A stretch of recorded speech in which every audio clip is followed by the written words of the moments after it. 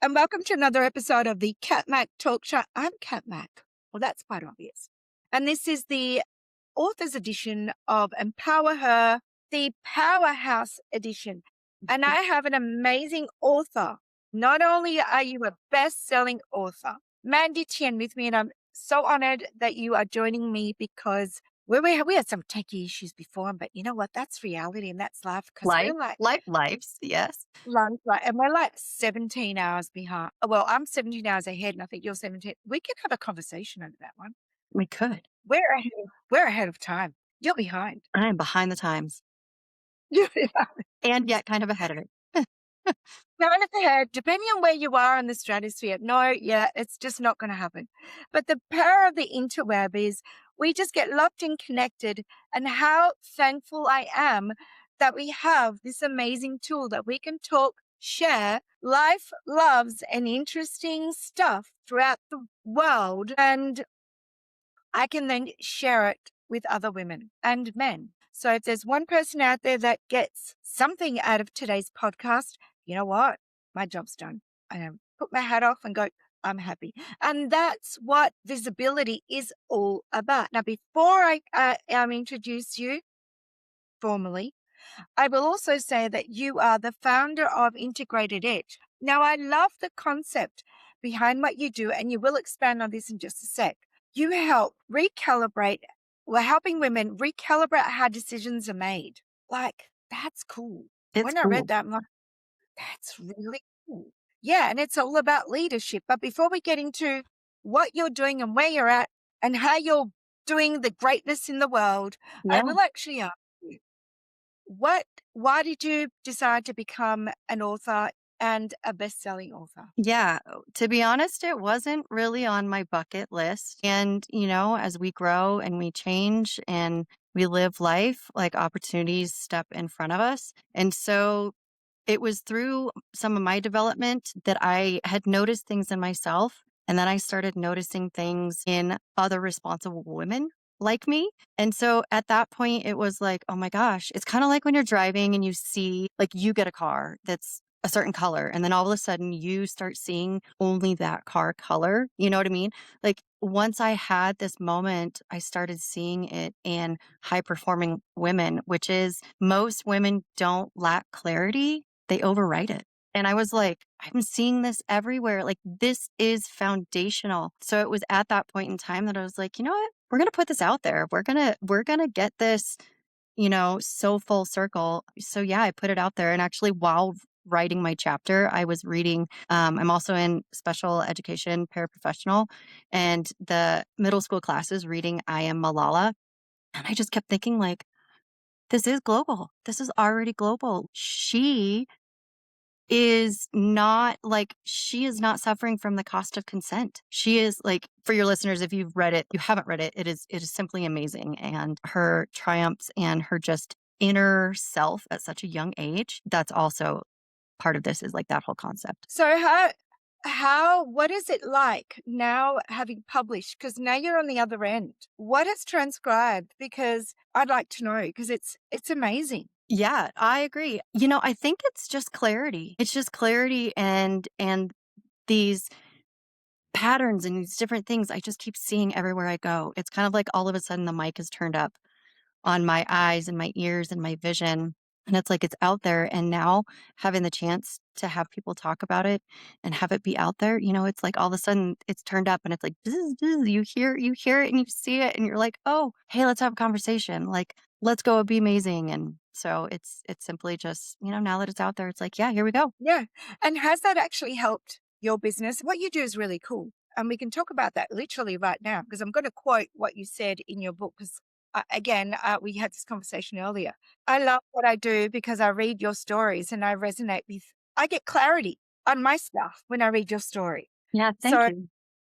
how has this helped your vision in your business? Because what you do, it's not only recalibrate how decisions are made, but you also talk about authority. So how has this actually helped expand and helped you be better at your greatness and genius zone? Yeah. So we'll go in reverse order, and I'm totally fine with that because this has actually allowed me to step in and develop what I'm calling authority calibration. So it's going to be an 8-week cohort, select 8 to 10 women only, like, and that's strategic to make sure that there is a really good connection, a really good bond. It's going to be in the moment, once a week coaching for 8 weeks to really get that in time, hear what's going on with them, where they want to be, how they're describing things, so we can all listen and hear and be like, whoop, hold on, pattern.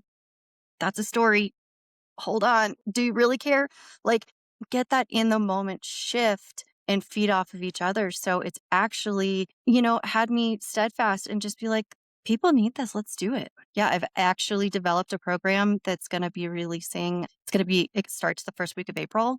And Oh, yeah, I'm so excited to wow. be able Well to done. present this. Yeah. Congratulations. And Thank you. give me the details later on, which I'd love it. But that now I'm going to reverse engineer what you're just saying, what you Yeah. just said, because I quoted exactly what you just said. I'm quoting your story. And for those of you that haven't actually read Empower Her, the Powerhouse Edition, please go out and buy it because it's pretty cool. It's exactly that 25 powerhouse women that are just telling their story from their eyes as to how they actually go from their own version of themselves to what they see for themselves that really isn't themselves because it's really outside of them because it's the past. Mhm. So you write, a burnout explained the pressure I felt. It explains the source. I wasn't exhausted because I was doing too much, because I was doing it without full authority. And here you are talking about an authority mastermind that you're doing. And I'm like, oh my God, the law of attraction. I love this stuff. Yeah. Here it's working its magic. So, quick question for you. And I know this is probably going to be part of your mastermind that you're doing. And we're just doing this live because I don't know. You Yeah. just told me about this that you're Yeah. doing. Yeah. How does one get full authority? Because I dare say you're going to be teaching this over the next 8 weeks. It starts first week of April. Yeah, absolutely. Well, authority calibration came from observing that many high performing women don't need more strategies. They don't need more information. We like to sit and search and refine and grab all of these different strategies, playbooks, all these things. And then we get to a point where we don't do anything with them. And then we wonder why. And then we get in the cycle of, man, I was totally jacked up about that. Like, I was so excited, and then it doesn't come to fruition. Well, it's not because you don't need more information. You don't need more systems. You need conviction to trust yourself, and you need that conviction to just step forward and be like, this is what I want to do, and do it. I mean, we have been so programmed or accepted so many different things in our lives. Like, I use this example quite often, that when you're going to go out with a bunch of your girlfriends and we're all like, oh, okay, where do you want to go to dinner? And they're like, Mandy, where do you want to go? And I'm like, oh, I don't know. I don't care. Wherever's fine. Like, that right there. Do you not care? Do you not But have, it's like, not, why?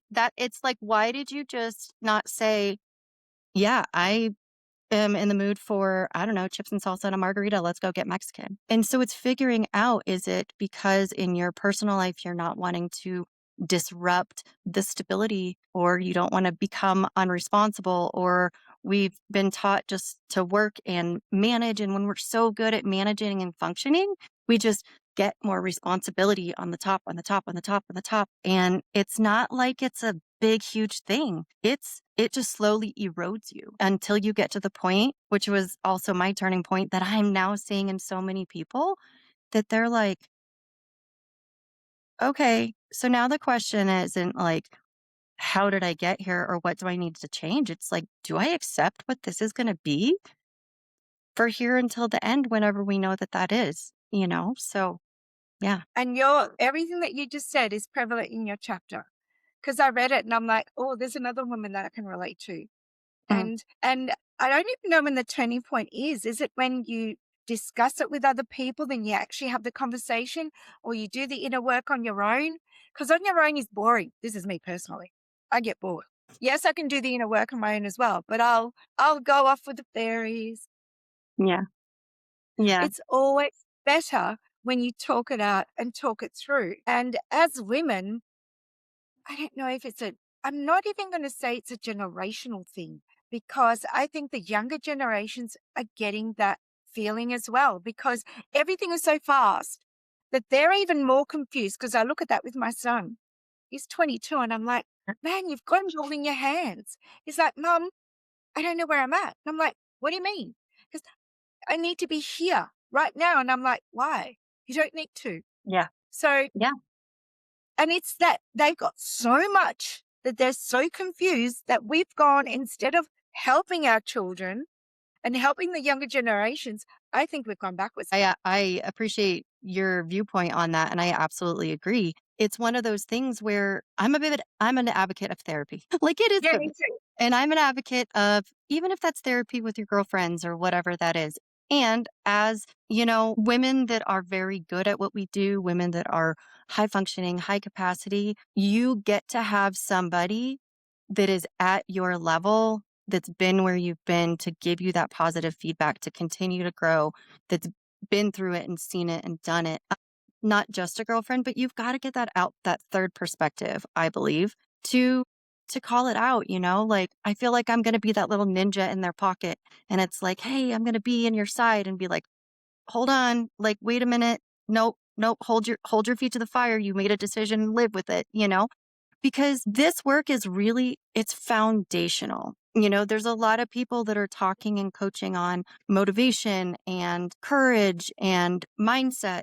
Those are all wonderful, great things. And if the pattern never changes, nothing changes. So you get to the foundation of why you're overriding yourself to be able to continue and move up and kind of flush everything out. And after that, all of your life changes. It's a whole 360. And that's what I love about this program too, is that it's not for people who have self-doubt, wondering if they can do it. We're not pulling you up and picking you up.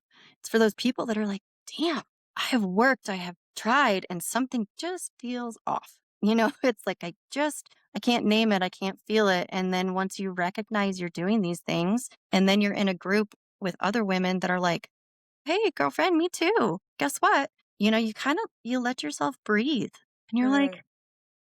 "All right, we can do this." And then there's something so powerful about people rising together. Like we mentioned just a short chat before this started, that all of these women in this book too, it has been so fun to read and get to know, because we've all lived our lives in different ways and had our own perspective, and then turned it into something amazing. It's been so, like, eye-opening to be able to read all of these stories and be like, "Wow, that is awesome. Look at that viewpoint. I didn't think of it that way?" There's Yeah. something to be said with perspective. That's so true, because it's exactly what you said. "Oh, man, I didn't think of it that way." So on that Mhm. note, what is one thing that you are so proud of? Just in general, or in business, and what regard would you like it to be? Whatever. As I Um, see my I'm actually having turmeric, lemon, cumin to get my voice back. yes. Yes, that sounds delicious. Man, great concoction. Sorry, my head went like, "Ooh, that sounds so soothing and wonderful." Oh, and ginger. The most meaningful shift in my life has been learning to trust my own assessments Yeah, again, and really gaining back that recognition in my life without completely burning everything down. Do yeah. things change? Do they shift? Do moments get quiet? Yes. And the peace within yourself, everything else around you doesn't seem so chaotic. I have two littles. I have actually an 8-year-old next week, and a 4-year-old. So our life is blissful mayhem. And even after recognizing that, it's like the patients can just, you can settle. You almost start seeing your eyes through them again. Blissful, what did you call it? Blissful Blissful mayhem. mayhem. Hmm. So is. Blissful mayhem. That's so true. So if you were to look at your younger self, and I'm not, you can, if you were to look at your younger self, say your 20-year-old self, what would you say to her based on the experience right now? Or you can just go, if it was 5 years ago, what would you say to that person? Because we change all the time. It's accepting change. Yeah. Well, my younger self, I'd be like, "Don't feel bad what you did before in your 20s. Like, you live life and you I learn." know. Like, it's okay. Live and learn, and that's okay. I worked my ass off in my 20s. I'm Yeah. like, why did I do that? Why did I have 5 jobs? Oh, yeah, for more shoes. I remember that. Yeah. That is so funny you said that, because not long ago I found, I don't even know why I have them, but I still have my notebooks and some of my books and stuff from college. Wow. I opened up and it had a calendar, and I was like, "How did I survive this? This is amazing." Yeah.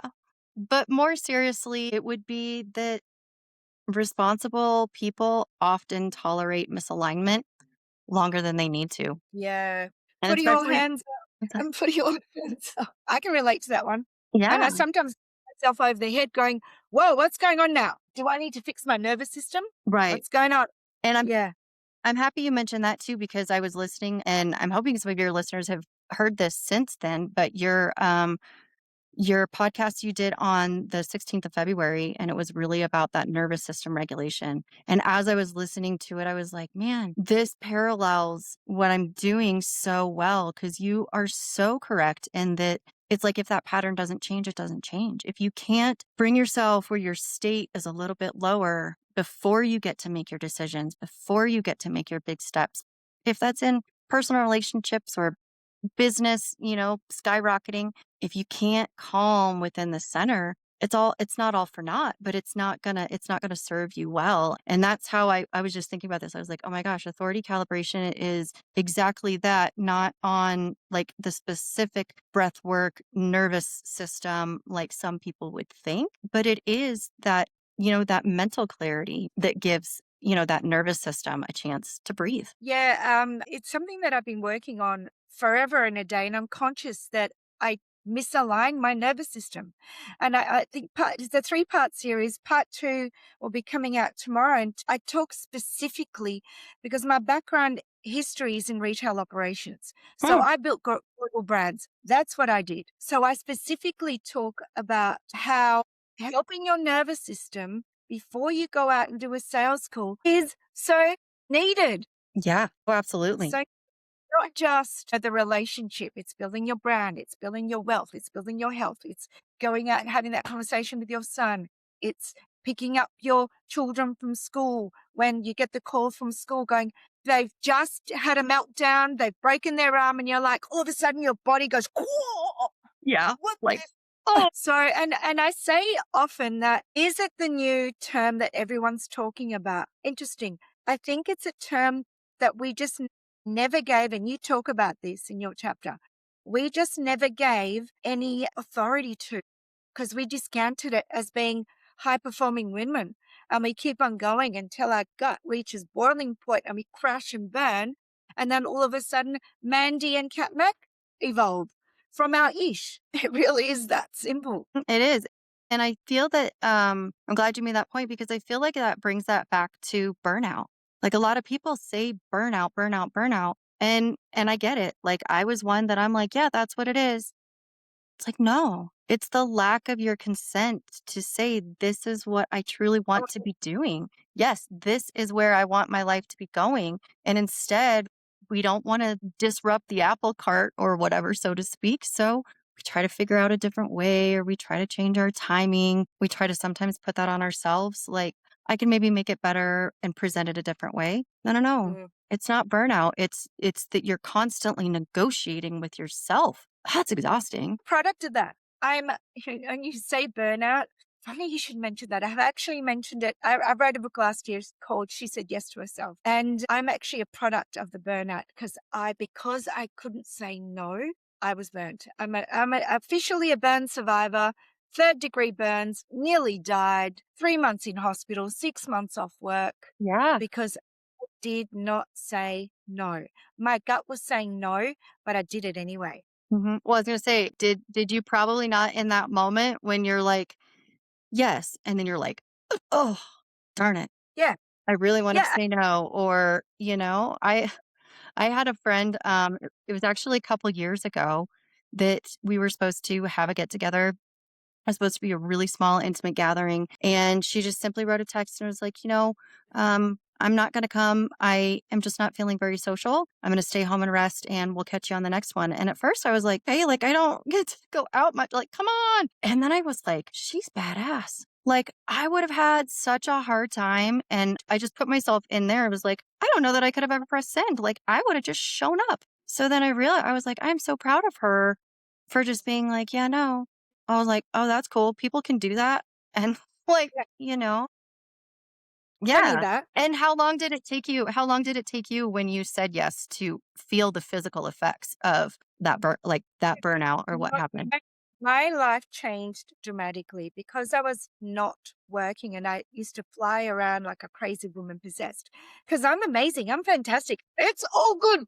Yeah. But not. I love, and I've said this before, I love what I did. I didn't love who I became. I love what I did. I didn't love who I became. Still love what I did because I was in retail ops. Loved it. At what cost? What cost? I was physically burnt, mentally to the ground, sat in a I was gonna call it a hotel room because it actually looked like a hotel because it overlooked the ocean, the hospital. But I sat there going, "Oh my god, I have to learn to walk again," because I couldn't walk. I'm like, "What has happened?" I was grieving. It took me, I'd say 9 months, and then I changed my life totally. I became a full-time mum, the hardest job I've ever had, Oh, yeah. and I couldn't do it. I could not be a full-time mum. Mm-mm. I just couldn't. I had to run 50 million companies. And even then, because I was forcing what my gut was saying I shouldn't do, every company I started failed. Because my gut was saying, you need to take a break, girlfriend. What are you doing? So I went cold turkey and did nothing. And the rest is in my book. The rest is history. So really, probably 5 years. And it was a long 5 years. I should have made more changes earlier. But Yeah. that's hindsight's a beautiful thing, and I'm not gonna go backwards and do all that stuff, but my story is my story, your story is your story. The beauty of you sharing your story is you don't carry the victim torch. Who, me?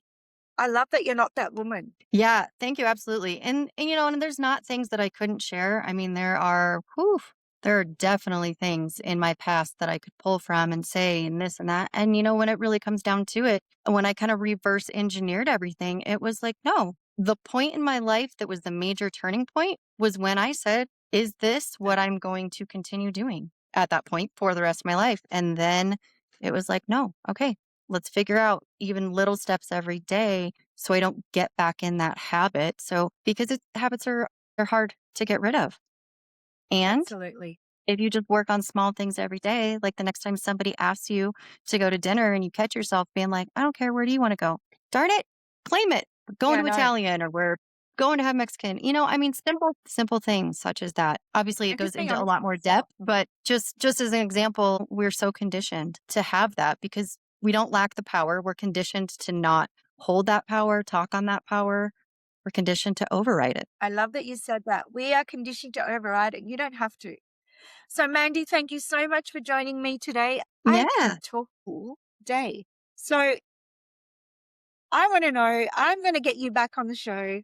I want to talk all about your what happened afterwards because you've now got a new retreat that's happening for the next 8 weeks. And I want to know the transformation afterwards. So I'd love to have you back on if you'd absolutely. happy. I'd be more than honored to come back and share 100%. Thank you so much, Mandy. Yep. And Thank we'll you. You as well. Yep. bye for now.